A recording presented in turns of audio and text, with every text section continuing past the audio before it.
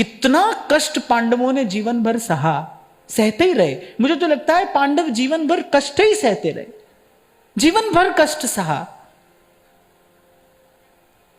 इस जीवन में तो पांडवों ने सुख नहीं पाया। राज्य जब जीता, आप एक बार कल्पना करो, राज्य जीता, अभी जीत पूरी हुई भी नहीं थी और उससे पहले अश्वत्थामा ने 5 पुत्र मार दिए, उत्तरा के गर्भ पर आक्रमण कर दिया। बालक तो गर्भ में ब्रह्म तेज से दग्ध हो ही गया था, क्योंकि ब्रह्म तेज निष्फल नहीं हो सकता।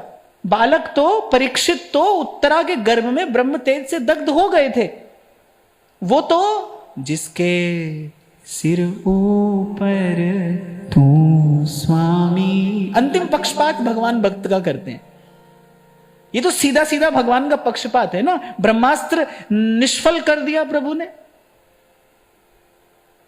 ब्रह्म तेज निष्फल हो गया, प्रभु ने पक्षपात किया। भक्त का पक्षपात, भक्ति का पक्षपात, और भगवान करते ही हैं, सदा करते हैं। तभी तो मैं कह रहा हूं, या तो ऐसे प्रभु के सेवक हो जाओ जो अपना मान टले टल जाए, पर भक्त का मान न टलते देखा। सुननी पड़ती है भाई, भगवान को भी बात सुननी पड़ती है।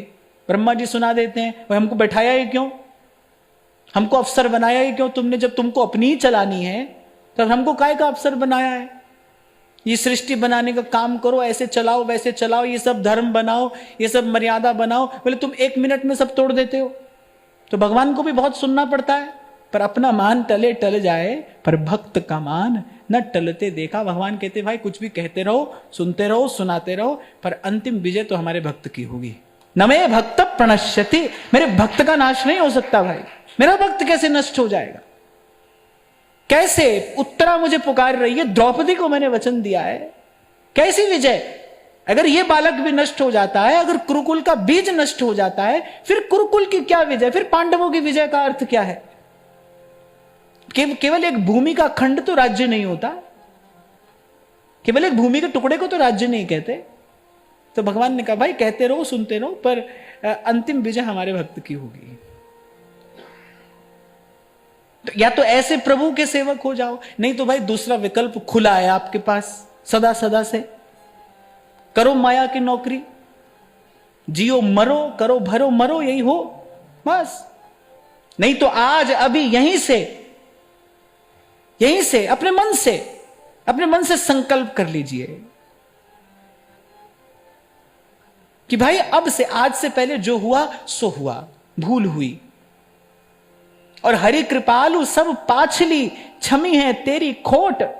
प्रभु तैयार खड़े हैं, प्रभु तैयार खड़े हैं। महाराज अपनी वाणी में कह रहे हैं, मैं लेखे गिणनी पुल्लना, मैं छिन छिन पुल्लनहार। बोले प्रभु मैं आपसे हिसाब नहीं कर सकता हूं, बख्शनहारा बख्श दे, नानक पार उतार। बख्शनहारा बख्श दे, मेरा ठाकुर अगम अगाओ। यही तो प्रभु की कृपालुता है, दयालुता है। वो जन्म जन्म का हिसाब किताब एक और रख देते हैं। स्वीकार कर लीजिए, यही तो भगवान कह रहे हैं, सन्मुख होई जीव मोई जमई। इस बात का अर्थ क्या है?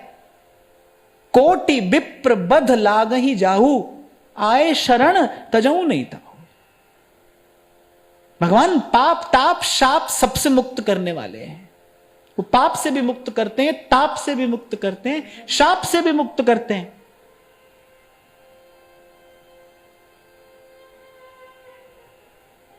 पर ये सब देखते हुए, विचारते हुए भी ये जो मोह की निद्रा है ये टूटती नहीं, ये टूटती नहीं। इसीलिए संत कह रहे हैं, उठ जाग मुसाफिर भोर भई, अब रैन कहां जो सोवत है। अरे तुझे मनुष्य बनाकर भेजा है प्रभु ने,